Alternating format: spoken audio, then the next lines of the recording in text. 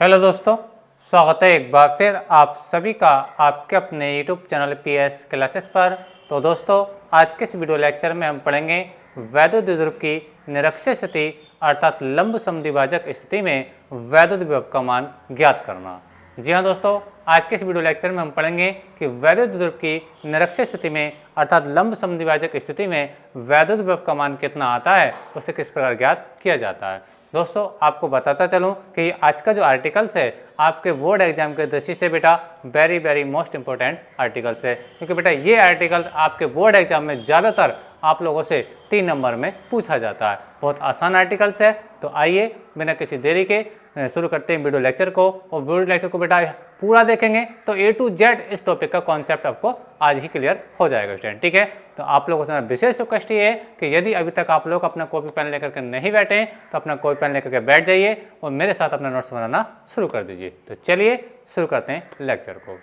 तो स्टूडेंट, जैसा कि आ रहा है वैद्युत द्विध्रुव की निरक्षीय स्थिति, तो निरक्षीय स्थिति को पढ़ने से पहले आप बच्चों ये पता होना चाहिए कि वैद्युत द्विध्रुव होता क्या है। यानी आपको पता होना चाहिए कि वैद्युत द्विध्रुव अर्थात इलेक्ट्रिक डाइपोल क्या होता है, तब हम उसकी अक्षीय निरक्षीय स्थिति की बात करेंगे स्टूडेंट। ठीक है, तो पहले मैं आपको बताता हूं कि वैद्युत द्विध्रुव क्या होता है। ठीक है, जब ये आर्टिकल एग्जाम में पूछा गया है तो साथ में वैद्युत द्विध्रुव की परिभाषा भी जरूर पूछी गई है, इस बात को याद रखें। ठीक है, तो देखिए सुने ध्यान से मैं क्या बता रहा हूं।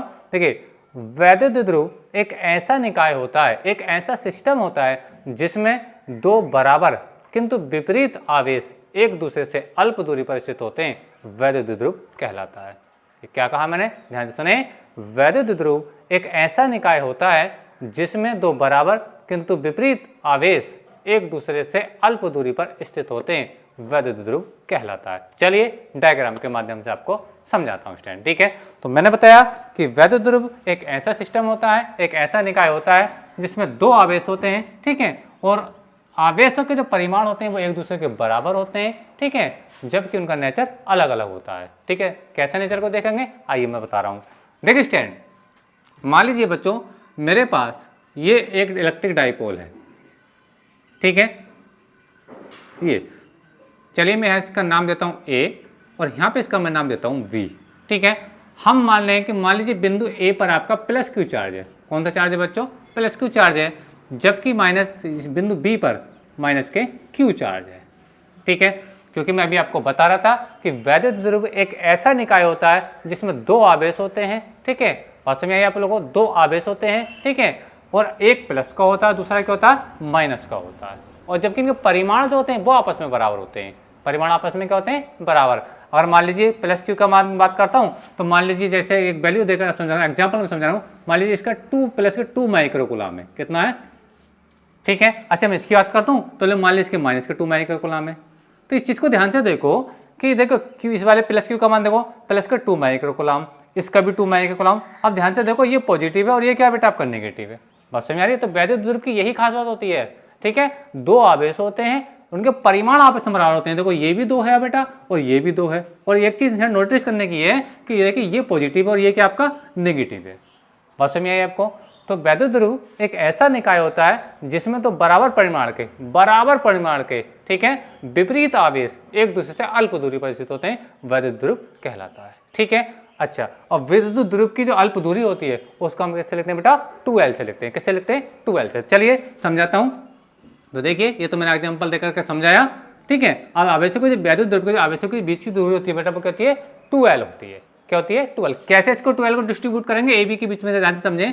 मान लीजिए कि ये जो बिंदु ये मैं कंसीडर कर रहा हूँ, मान लीजिए ये O बिंदु है और ऐसा मान करके चलिए कि ये जो बिंदु O है, ठीक, इस AB का मध्य बिंदु है। क्या है, मध्य बिंदु है। ठीक है, अब देखिए मैंने आपको बताया कि आवेशों के बीच की दूरी कितनी 2L होती है। तो 2L कैसे होती है, ध्यान समझें। मान लीजिए बच्चों कि O से लेकर B तक, O से B तक की जो डिस्टेंस है वो 1L है। ठीक है, इसी प्रकार O से लेकर तक के A तक की, O से B तक की तो L हो गई। अब O से A तक की कितनी रही, वो भी क्या बेटा, L है। ध्यान समझो, मैंने आपको बताया कि जो आवेशों के बीच की दूरी 2L होती है वो किस प्रकार से होती है। ठीक है, इसके मिडिल पॉइंट्स अगर देखें तो एक L यानी OB वो भी L है, दूसरा L यानी OA वो भी क्या L है। जबकि टोटल को देखेंगे, AB को देखेंगे तो वो कितना हो जाएगा, 2L के बराबर हो जाएगा। ठीक है, तो ये बात थी वैद्युत द्विध्रुव की। ठीक है, तो आप ध्यान से देख रहे होंगे कि AB एक निकाय है जिसमें दो आवेशों से मिलकर के बना है। कौन कौन से आवेश, एक प्लस Q एक माइनस Q। ठीक है, परिमाण आपस में बराबर होंगे। मैंने आपको ये एग्जांपल देकर समझाया था। मान लीजिए इसका प्लस के 2 माइक्रोकूलम तो ये माइनस के 2 माइक्रोकूलम, और इनके बीच की जो दूरी होती है 2L, तो किस प्रकार से डिवाइड होती है मैंने आपको बता दिया। इसके मिडिल में कोई बिंदु हमने O कंसिडर किया, एक तरफ ये OBL आ गया, दूसरी तरफ ये OAL हो गया, ठीक है। अच्छा, अब बात करते हैं इसकी निरक्षीय स्थिति क्या होती है। निरक्षीय स्थिति या लंब समद्विभाजक स्थिति, क्योंकि बेटा वैद्युत द्रव्य की 2 स्थितियां ज्यादातर हैं जो ज्यादातर एग्जाम में पूछी जाती रहती हैं।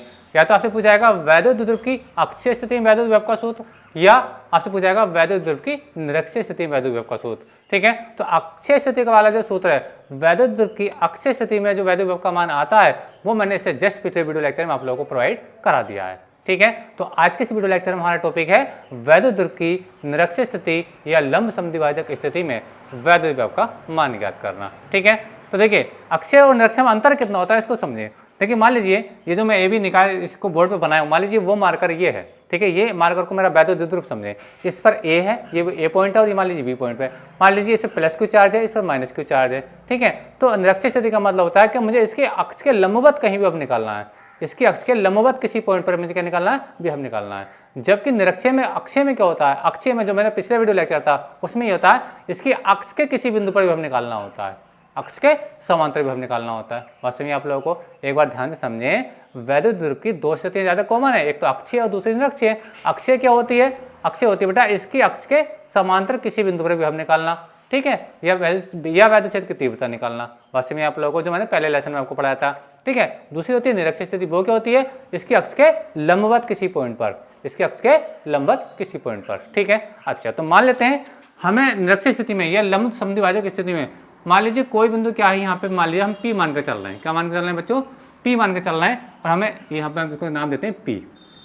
यहाँ पर हमें विभव बताना है, यहाँ पर हमें विभव बताना है, ठीक है। अब विभव बताने के लिए फार्मूला होता है बच्चों, ठीक है। मान लीजिए कोई चार्ज आपके पास Q है, ठीक है, और ये Q चार्ज किसी दूरी, मान लीजिए यहाँ पे कोई बिंदु P है, और इसके बीच की जो डिस्टेंस है वो क्या बेटा R है, ठीक है।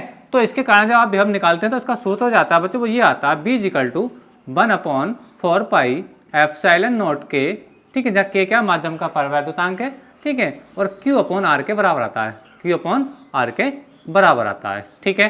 तो बच्चों अब जब मुझे यहाँ प्लस Q आवेश से बिंदु P पर विभव बताना है तो मुझे प्लस Q आवेश से बिंदु P की दूरी पता होना चाहिए। बात समझिए आप लोगों को, तभी तो मैं यहाँ पर देखो आ रहा है कि नहीं आ रहा। तो ये R का मतलब क्या, मुझे यहाँ से प्लस आवेश से इस P की दूरी चाहिए, क्योंकि देखो ये Q चार्ज है ना, और ये बिंदु P है, तो इसके बीच की दूरी में इनके आवेश को बिंदु P के बीच की दूरी R है, तो R आ रहा है कि नहीं आ रहा है। यानी आवेश से उस बिंदु की दूरी पता होनी चाहिए जहाँ विभव निकालना है, आवेश से उस बिंदु की दूरी पता होना चाहिए जहाँ विभव निकालना है, क्योंकि इसका यूज होता है अपोन में। बस समझे आप लोगों।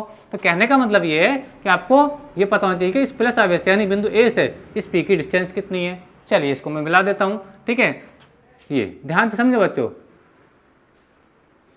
ये आपको पता होना चाहिए। अब ये कैसे निकलेगा इसको भी मैं बताता चलूं, ठीक है। अब ध्यान समझो, देखो ये जो बिंदु O है, इसका मध्य बिंदु जो O है बच्चों, और ये जो बिंदु P है, ठीक है, इसकी जो डिस्टेंस है वो है R। कितनी है बच्चों, R। ये हम मानते हैं, ये हमने मानी है, क्या है, मानी है ना। वैद्युत द्रव्य की निरक्षीय स्थिति में इसके मध्य बिंदु O से R दूरी पर हमें क्या निकालना है, वैद्युत विभव निकालना है। बात समझिए आप लोगों को। तो ध्यान से देखें बच्चों, आप लोग समझ रहे होंगे मेरी बात को कि ये एक समकोण त्रिभुज बनकर आपके सामने तैयार हो गया। ये क्या बन गया, एक समकोण त्रिभुज बन गया, ठीक है। जबकि मुझे विभव का निकालना है इसके मध्य बिंदु O से R दूरी पर यानी P पर विभव निकालना है, ठीक है। और किन आवेश से निकालना है, प्लस आवेश से, दूसरा क्या माइनस आवेश से निकालना है, ठीक है। तो आप देखेंगे एक समकोण त्रिभुज बन गया। क्या बन गया, समकोण त्रिभुज। तो आपको ये पता होना चाहिए कि A से लेकर P तक की डिस्टेंस कितनी है। तो ये कैसे निकलेगी, ये निकलेगी बेटा पाइथागोरस प्रमेय से। कैसे निकलेगी बेटा, पाइथागोरस प्रमेय से निकलेगी। अभी लगाएंगे। अब इसी प्रकार से देखो, जब आप माइनस के आवेश से हम निकालोगे तो आपको माइनस आवेश से इस P की दूरी चाहिए, यानी ये आपको पता होना चाहिए P भी कितना है, ठीक है। तो देखो मैं इसको इससे मिला लेता हूँ। जब मैं इसको इससे मिलाऊंगा बच्चों, तो देखिए क्या आ रहा है आप लोगों का, ये इस तरह का डायग्राम बन गया। अब ये भी एक समकोण त्रिभुज बन गया। तो आप देख पा रहे होंगे 2 समकोण त्रिभुज आपके पास हैं। हम क्या करेंगे, पाइथागोरस प्रमेय लगा देंगे। क्या होती है, देखिए ये आपका आधार है, ठीक है, ये आपका लंब है, और ये जो आपका है क्या कर्ण है। जानते हैं ये 90 अंश का एंगल है, ठीक है, यानी ये समकोण त्रिभुज की पहचान है वैसे भी, ठीक है। तो अब देखिए मुझे क्या चाहिए, मुझे चाहिए A से लेकर P तक की डिस्टेंस और P से लेकर के B तक की डिस्टेंस। अब देखिए, अब मैं पाइथागोरस प्रमेय अप्लाई करने जा रहा हूँ। क्या होती है पाइथागोरस प्रमेय, होती है बेटा कर्ण का स्क्वायर बराबर आधार का स्क्वायर प्लस लंब का स्क्वायर। ये होती है पाइथागोरस फिर में बच्चों इसी का यूज करेंगे इसके अंदर, ठीक है। अब जब इसका यूज करने मान लीजिए त्रिभुज आप देख पा रहे हैं POA या POB में एक ही बात है, बात समझ आ रही है। जिसमें कर्ण ये आपका कर्ण है और इसमें ये आपका कर्ण है, बात समझ आई आप लोगों को। ये इसका आधार है और ये इस वाले का आधार है, जबकि लंब दोनों के में क्या है, कॉमन है। लंब दोनों में क्या है बेटा, कॉमन है। यानी कर्ण जो है आपका AP और इधर क्या है आपका PB। मैं इसी को निकाल रहा हूँ, तो कर्ण की जगह लिखूंगा, देखिए या तो आप AP लिख लीजिए, ठीक है, और या आप PB लिख लीजिए, ठीक है। स्क्वायर, क्यों कर्ण का स्क्वायर होता है, बराबर क्या होता है आपका आधार का स्क्वायर होता है। तो आधार क्या बच्चों आपका, आधार बच्चों ध्यान से देखो, आधार है आपका L, क्या है L, ठीक है। फिर क्या आपका देखो L इसका लंब, तो लंब क्या बच्चों R है आपका, क्या है ये R है, ठीक है। लेकिन लंब का भी स्क्वायर है तो यहाँ पे स्क्वायर करना पड़ेगा। यानी कहने का मतलब ये है कि मैं दोनों वैल्यू एक साथ निकाल कर दिखा रहा हूँ। PA और PB एक दूसरे के बिल्कुल क्या आएंगे, बराबर हैं, क्योंकि ये भी कर्ण है और ये भी कर्ण है।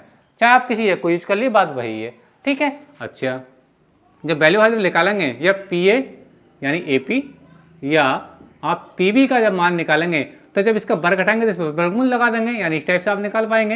हो जाएगा आपका L square plus R square हो जाएगा। तो आप देख पा रहे हैं कि जो आपका AP है, यानी A से लेकर P तक या P से लेकर B तक, वो डिस्टेंस कितनी है, वर्गमूल L square plus R square है। बस में आप लोगों को, आप इसको किसी एक से भी निकाल सकते हैं, एक की सहायता से भी निकाल सकते हैं, इस टाइप से, है ना। मैंने दोनों के साथ निकाल करके आपको समझा दिया, ठीक है। तो देखिए ये कितनी वैल्यू आ रही है, ये आ रही है बेटा आपकी AP कितनी आ रही है, वर्गमूल L square plus R square. तो मैं लिख देता हूँ, देखिए चित्र डायग्राम में आपके ये क्या, देखिए L square plus R square, ठीक है। इसी प्रकार से आप PB को लिख लीजिए, PB कितनी है, PB भी यही आ रही है आपकी वर्गमूल L square plus R square, ठीक है। यहाँ तक मेरी बात आपको अच्छे समझ में आ चुकी होगी। अब देखिए मुझे आवेश से इस P की दूरी पता चल गई, आवेश से दूरी पता चल गई, तो अब तो इसको निकालना बहुत आसान है। तो याद रखें बेटा, ये जो इसका ये इसका रफ वर्क है, ये इसका रफ वर्क है डिस्टेंस, ठीक है। अच्छा, बस ये मैंने बताया कि इन आवेशों से P की दूरी कैसे निकाली जाएगी। मैंने क्या किया, दोनों त्रिभुजों पाइथागोरस में अप्लाई कर दी, बस कुछ नहीं किया, कर्ण का मान निकाल दिया, जो मुझे पर में पता है ऑलरेडी। कर्ण का इसका बराबर होता है आधार का इसका प्लस लंब का स्क्वायर। चलिए अब देखिए, मैं लिखूंगा प्लस क्यू आवेश के कारण बिंदु P पर विभव, प्लस क्यू आवेश के कारण बिंदु P पर विभव। तो देखिए लिखते हैं प्लस क्यू आवेश के कारण बिंदु P पर विभव, ठीक है। तो चलिए मैं इसका नाम देता हूँ V1, क्या कहता हूँ इसको मैं V1 कह देता हूँ। फार्मूला क्या होता है, 1 देखिए आता है 1/4 पाई एप्सिलॉन नॉट के, 1/4 पाई एप्सिलॉन नॉट के, ठीक है, जो ये कांस्टेंट वैल्यू है, और जहाँ के क्या माध्यम का परावर्तनांक है, ठीक है। अपॉन में कहता है Q/R, Q की जगह क्या प्लस Q है या Q है, साइन आगे लगाओ या मत लगाओ एक ही बात है, पहली प्लस की रहेगी। अपॉन क्या R, लेकिन R क्या है, देखिए R क्या होती है, आवेश से P की दूरी जहाँ भी हम निकालना है। तो यहाँ पे ये जो आवेश प्लस Q है, ठीक है, और मुझे कहाँ निकालना है, P पर निकालना है। तो ये दूरी चाहिए प्लस F से, यानी ये चाहिए मुझे, ये डिस्टेंस कितनी है, तो ये डिस्टेंस कितनी है, वर्गमूल L square plus R square. कितनी है बच्चों, वर्गमूल L square plus R square, bold, ठीक है। अच्छा, अब इसी प्रकार बच्चों, इसी प्रकार हम माइनस Q आवेश के कारण बिंदु P पर हम निकालेंगे।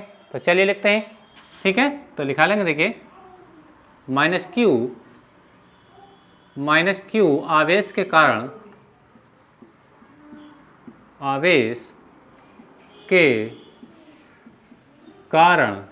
बिंदु P पर विभव। लगाइए फार्मूला क्या होता है, फिर से वही, यहाँ पे इसको मैंने V1 कहा है इसके लिए, तो इसके लिए मैं V2 कह देता हूँ। तो V2 इक्वल टू हो जाएगा बच्चों 1/4 पाई एप्सिलॉन नॉट के, ठीक है, माइनस का Q। देखिए प्लस का साइन लगाना जरूरी नहीं होता है, ये भी प्लस लगाओ तो ये वैल्यू तो प्लस की है, तो ये भी तो प्लस की है, यानी किसी संख्या अगर प्लस नहीं लगा तो वो संख्या ऑटोमेटिकली क्या होती है, प्लस की ही होती है। देखिए हाँ, माइनस को लगाना पड़ेगा, ठीक है। चलिए तो अभी देखिए मैंने Q का माइनस Q तो ये आ गया, लेकिन अब अपॉन में क्या इसकी डिस्टेंस, यहाँ से P से B तक की डिस्टेंस कितनी है, माइनस आवेश से P की दूरी कितनी है, वर्गमूल L स्क्वायर यानी L square plus R square, ठीक है, बोल्ड। तो देखिए माइनस Q आवेश कारण जो बिंदु P पर आया वो इतना आया, ठीक है, प्लस Q आवेश कारण कितना आया बेटा, इतना आया। अब निकालेंगे बिंदु P पर परिणामी विभव, बिंदु P पर परिणामी विभव। चलिए मैं इसको आप रख के देता हूँ। तो देखिए लिखेंगे अतः बिंदु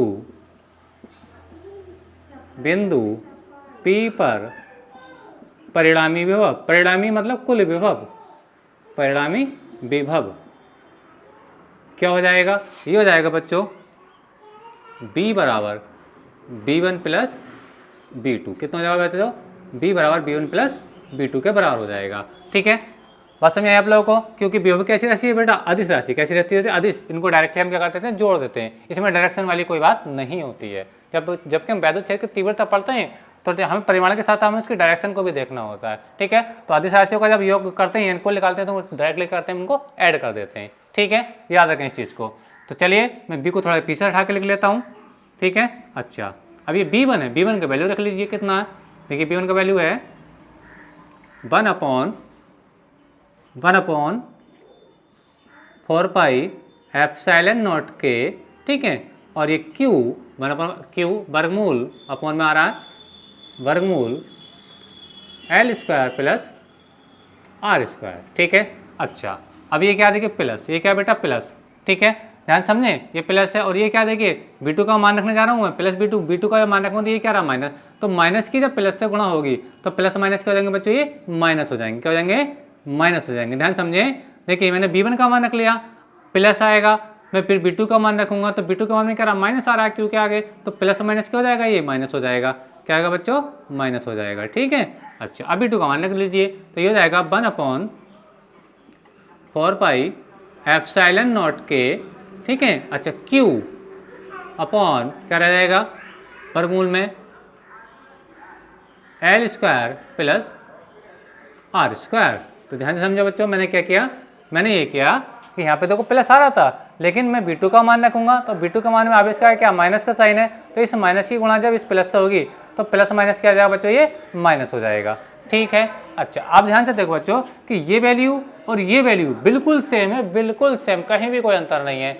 यानी ये वैल्यू प्लस की है और ये वैल्यू क्या है, माइनस की है, इसलिए एक दूसरे क्या हो जाएंगे बेटा, ये कैंसिल आउट हो जाएंगे। क्या हो जाएंगे बच्चों, कैंसिल आउट हो जाएंगे। मान लीजिए इससे क्या हो गया, कैंसिल आउट हुआ। अब कैंसिल आउट होने के बाद जो B आया बच्चों, वो कितना आया आपका बेटा, 0 आया बच्चों। कितना आया, ये आपका 0 आया, बोल्ड। तो बड़ी इंटरेस्टिंग बात ध्यान से देखने को आई कि देखिए वैद्युत ध्रुव की निरक्षीय स्थिति में या लंब समद्विभाजक की स्थिति में वैद्युत विभव का मान कितना होता है, 0 होता है। उम्मीद करता हूँ मेरी बात आपको अच्छे समझ में आई होगी। ठीक है, तो यही जो आर्टिकल था आज के वीडियो लेक्चर में पढ़ने वाले थे, तो यही वो आर्टिकल था जिसका सोल्यूशन बेटा इस प्रकार से था, ये मैंने आपको दिखाया। तो आप समझ गए होंगे कि किस प्रकार से वैद्युत ध्रुव की निरक्षीय स्थिति में वैद्युत विभव निकाला जाता है और उसका फाइनली मान कितना आता है, 0 आता है। बात समझिए आप लोगों को। ठीक है, तो आज के इस वीडियो लेक्चर में बेटा यहीं पर रुकेंगे। नेक्स्ट वीडियो में किसी नेक्स्ट टॉपिक के साथ मिलेंगे। ये वीडियो लेक्चर आपको कैसा लगा प्लीज़ कमेंट करके जरूर बताइए। ठीक है, और आप इसी प्रकार से क्लास 12 फिजिक्स एनसीईआरटी का A to Z सिलेबस इसी माध्यम से देखना चाहते हैं तो आज ही हमारे चैनल को सब्सक्राइब जरूर करें, बेल आइकन का बटन जरूर दबाएं ताकि जैसे जैसे हमारी वीडियो आएँ उनका नोटिफिकेशन आपको समय से प्राप्त होता रहे। तो मिलेंगे अगले वीडियो में, तब तक के लिए धन्यवाद। अब आप इसका स्क्रीनशॉट लेकर के अपने नोट्स में कॉपी कर लीजिए और इम्पोर्टेंट बात ये याद करें कि वैद्युत ध्रुव की निरक्षीय स्थिति में या लंब समद्विभाजक स्थिति में वैद्युत विभव का मान 0 होता है। Thank you.